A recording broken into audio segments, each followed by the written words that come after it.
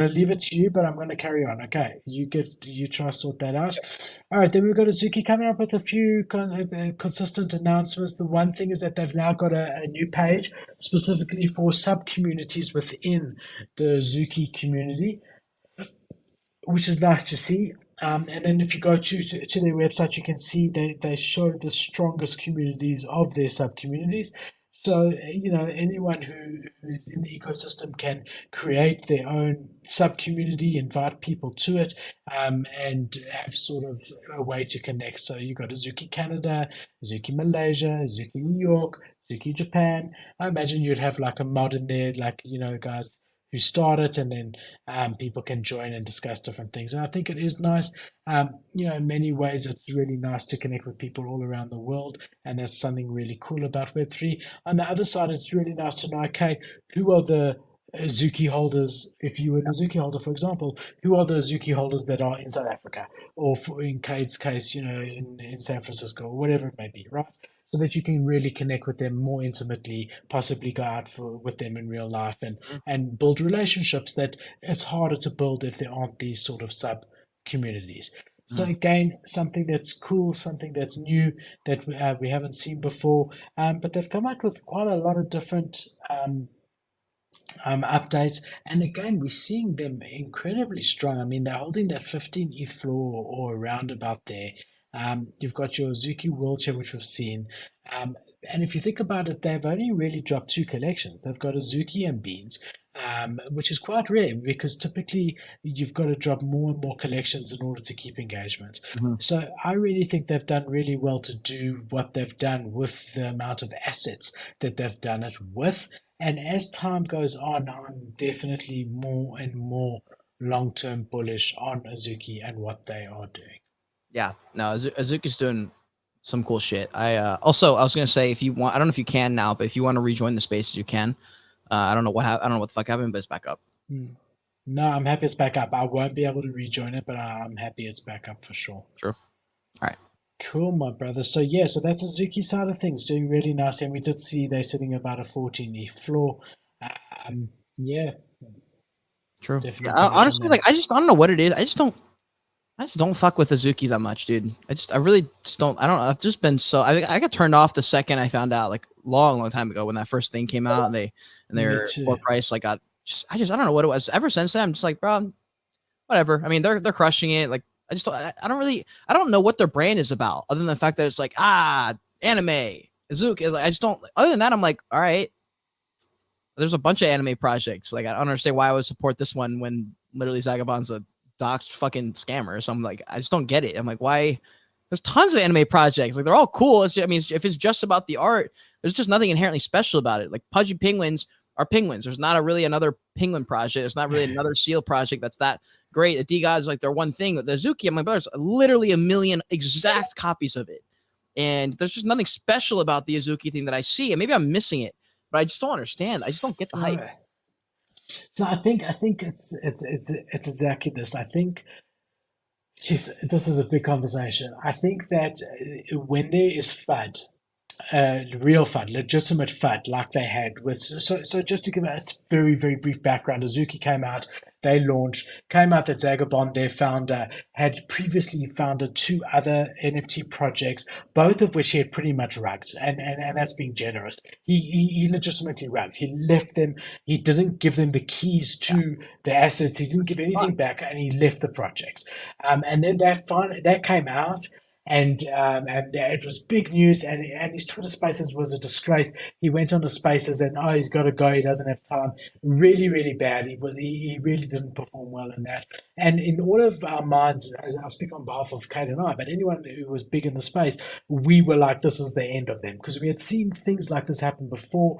We had Jungle Freaks, who was the Hustler comic, the father and son team, Jungle Freaks, where the dad was the comic guy for Hustler, and then it came out that he had done all these racist things, and Jungle Freaks went from 3 ETH to zero pretty much overnight.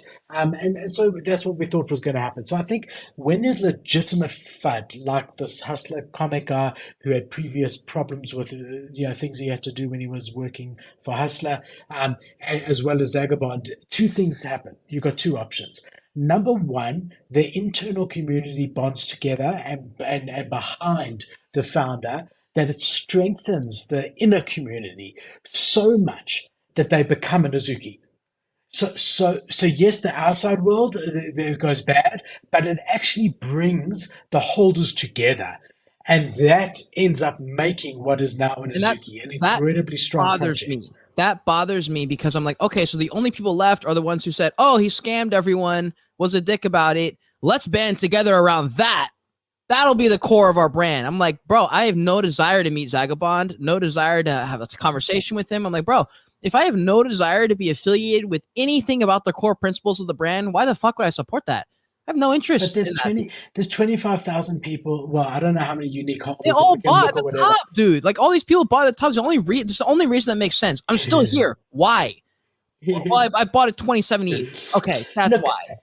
we've had this conversation before, you and I, briefly, from the perspective of, in the real world, in the world, if you want to start a business and you think you've got a great idea for a business, you go out there, you start that company, and you've got all the intention of the world, of all the best intentions in the world of making it a success, and it ends up not being a success. You hire people, you try your best, you market, you spend, and you end up owing more money than you're making, and you have to put it into business recovery or liquidation.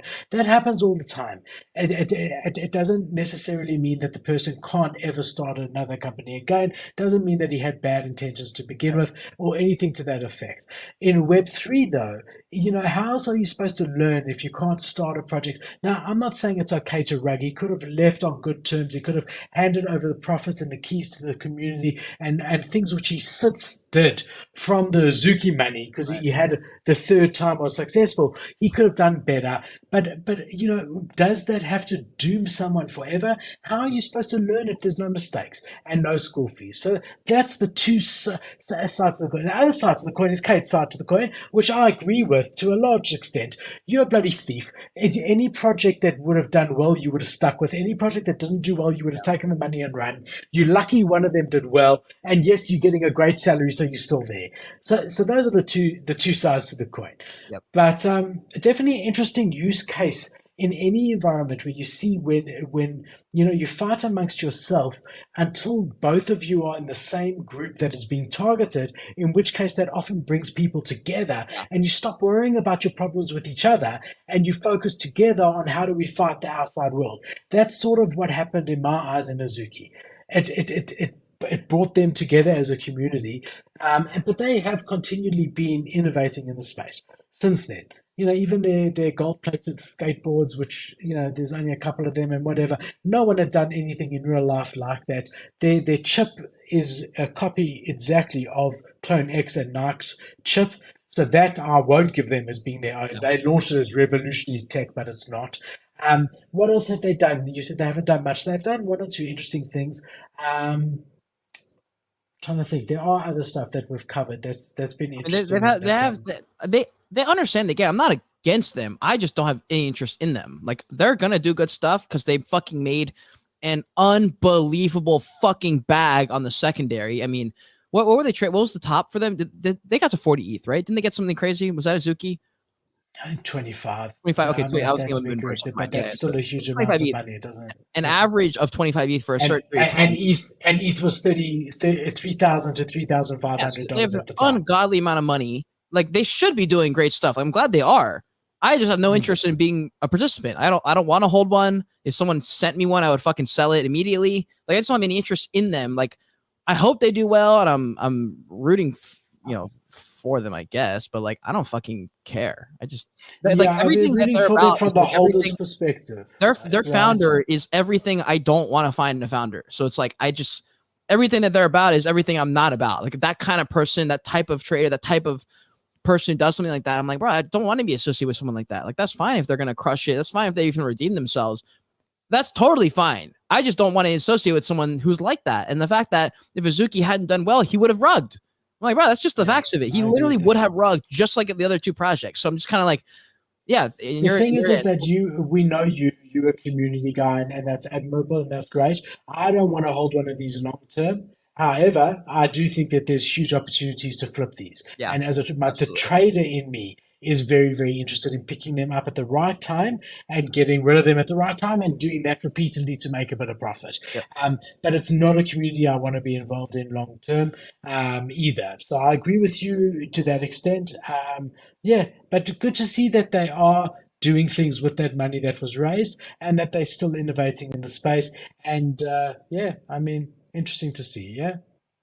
It's kind of funny that we went in that direction. Yeah, who cares, man? That's Freestyle Friday. We see Yeah, where it goes. yeah, you're We right. got Diggs, BTW. What's up? What's up? Nice to see you. Welcome to the Web3 show.